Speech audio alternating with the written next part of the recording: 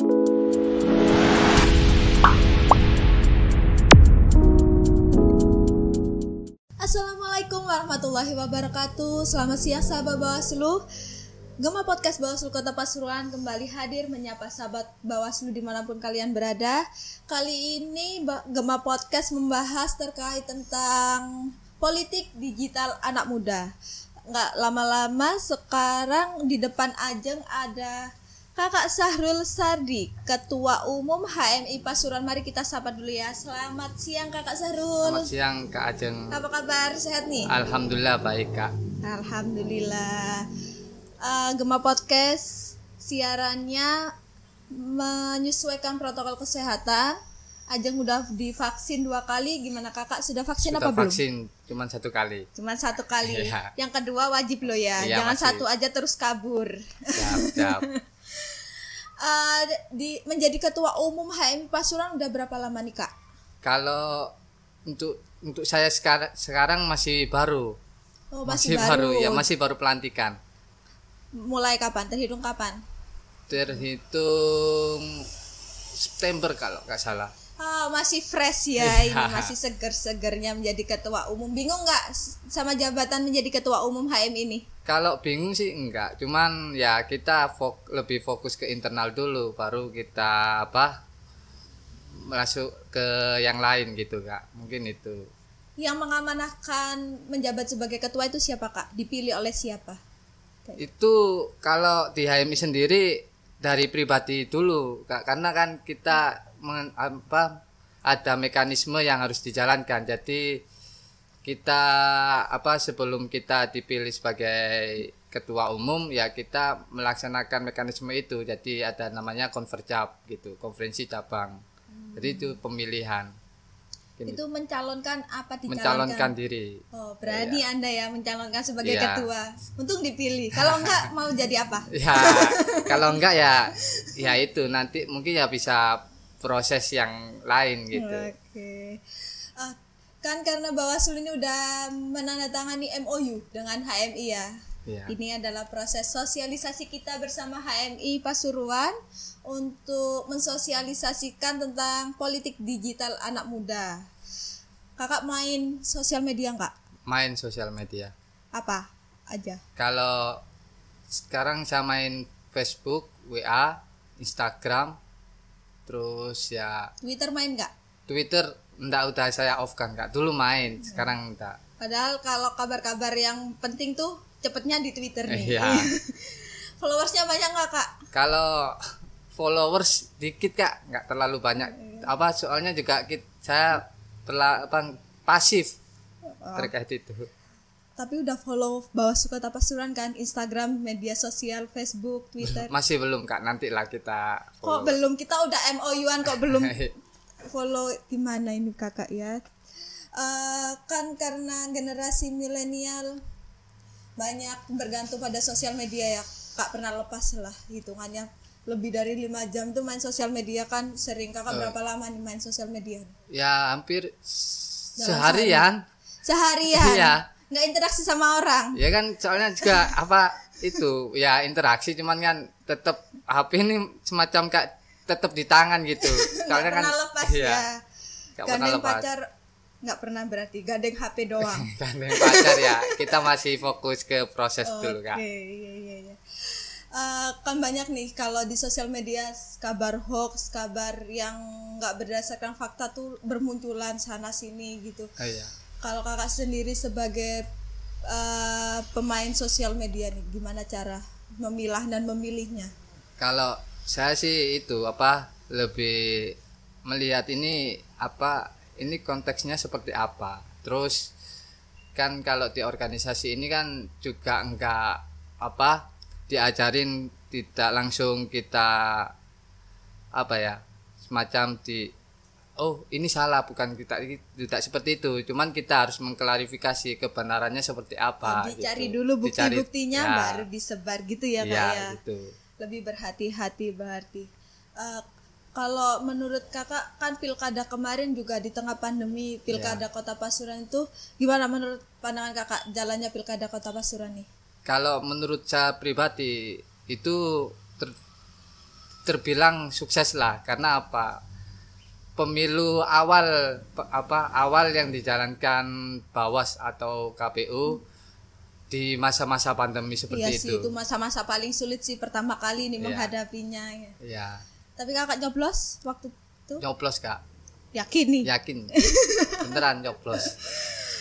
Kan juga sekarang karena di pandemi para calon, para tim kampanye kan mensosialisasikannya lewat media sosial kayak gitu kan Kak ya. Apakah tidak sulit untuk memilih dan memilah calon yang tepat yang bertebaran di internet gitu? Kalau sulit atau tidaknya, kalau menurut saya tidak sulit. Karena apa? Itu kan tergantung si calon sendiri, gimana caranya meyakinkan kita, bukan kita yang meyakinkan si calon kan gitu. Bukan nggak meyakinkan, lebih meyakinkan kalau kampanye langsung dengar visi misinya gitu gimana? Kan beda banget. Kalau saya sih itu Kak, lebih suka ya kampanye secara langsung kebanding daring. Cuman pada dasarnya si calon ini bisa meyakinkan, nggak ada substansi untuk masyarakat, nggak, supaya masyarakat ini bisa memilih dia ya. gitu. Oke. Pernah mengikuti kampanye atau sosialisasi secara daring yang dilakukan oleh parpol? Untuk saat ini belum pernah. Tuh, pernah nih. Kan sebagai anak muda nih, penggerak bangsa. Ya. Oke. Yang berpengaruh juga nggak, berpengaruh terhadap tinggi rendahnya tingkat partisipasi politik. Bagaimana menurut pandangan kakak nih?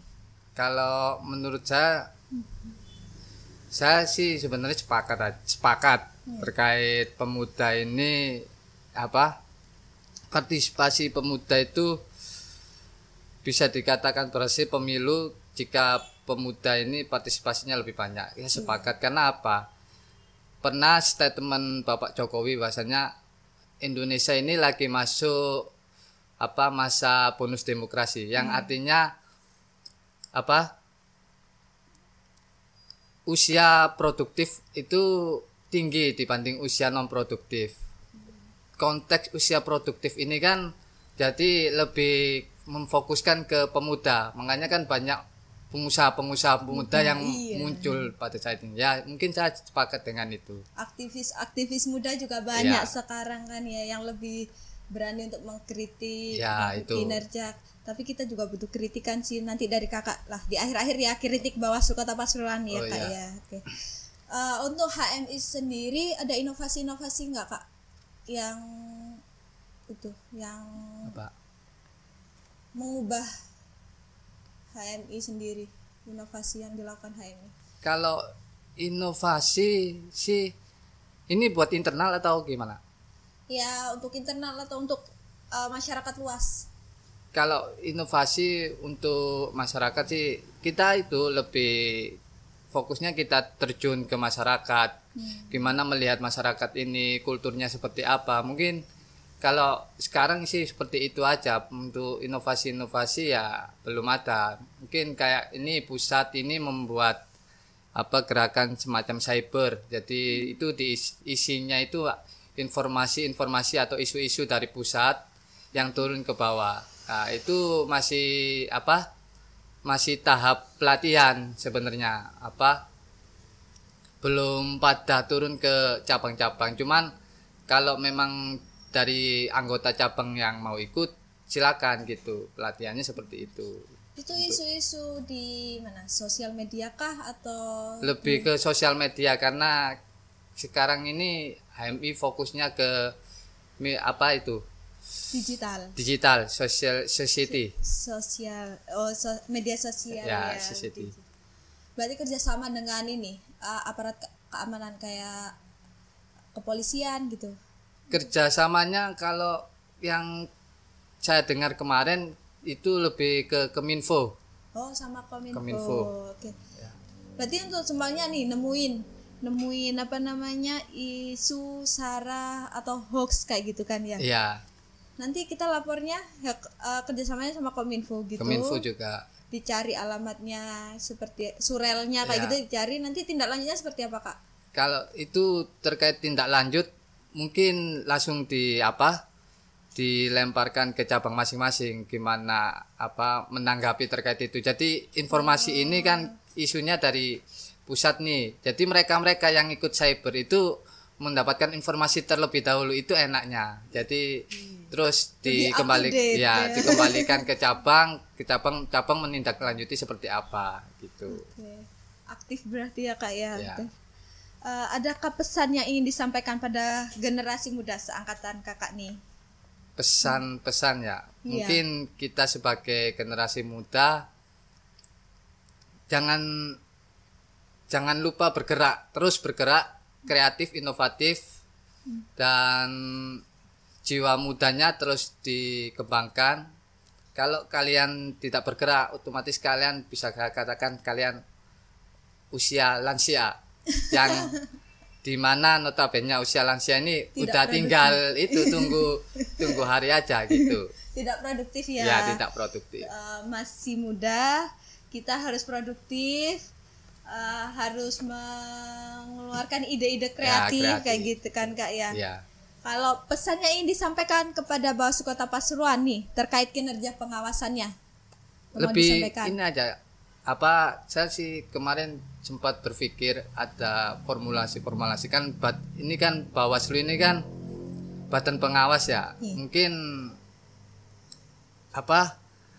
lebih dipertegas saja terkait itu kan karena kemarin juga saya melihat waktu pilkada masih ada kecurangan yang terjadi. Saya tidak menutup kemungkinan itu kan Kak ya. Ada kecurangan yang masih terjadi. Ya mungkin dipertegas, ditindaklanjuti kalau memang ada kecurangan lagi itu. Terus kalau bisa lebih itu Kak, jangan fokusnya kepada pemuda-pemuda organisasi yang memang notabene udah muncul gitu di permukaan. Ada banyak juga organisasi yang di daerah sendiri, kayak contoh di desa itu yang masih belum muncul, kayak contoh Karang Taruna, mungkin itu bisa dilibatkan juga. Kan karena bilang pemuda, Karang Taruna juga pemuda gitu. Iya benar-benar iya. Nanti kedepannya kita akan menggandeng Karang Taruna untuk menjadi pengawas partisipatif kita ya. Ya soalnya kan kalau menurut saya Karang Taruna ini kalau digandeng juga lebih bagus, lebih efisien gitu Kak, karena benar. Wilayah sendiri. Karena kan udah tahu nih mana yang oknumnya seperti ini kan tahu itu. Ya benar. Terima kasih atas masukannya. Kalau di tahun 2024 nih kan bakal ada pilkada serentak. Ya. Kakak mau nggak kalau terlibat menjadi penyelenggara atau pengawas gitu, mau nggak? Pikiran nggak sih sebenarnya punya kalau gitu? Itu sih ada perencanaan, cuman kan ini kan kembali lagi ke organisasi saya sendiri. Bisa nggak, maksudnya ketika saya tinggal apakah teman-teman ini masih bisa produktif? Soalnya kan kalau umpama saya masuk di wilayah sana kan otomatis saya juga harus membagi nih antara organisasi dengan pemilu kan gitu, dengan jadi profesional mungkin itu ya. Kalau terkait itu sih masih ya kata nantilah Kak gitu. Oke, Kak, terima kasih ya sudah hadir di Gema Podcast Bawaslu Kota Pasuruan. Sudah ngobrol-ngobrol nih, sudah sharing bahwa HM ini sudah memiliki digital sosial digital sendiri ya, kalau cyber society. Oke. Baiklah sahabat Bawaslu, berakhir sudah podcast bersama Kak Sahrul Sardi pada hari ini. Saya Ajeng undur diri. Kak Sahrul, terima kasih. Ya, sama-sama Kak. Assalamualaikum warahmatullahi wabarakatuh. Waalaikumsalam warahmatullahi wabarakatuh.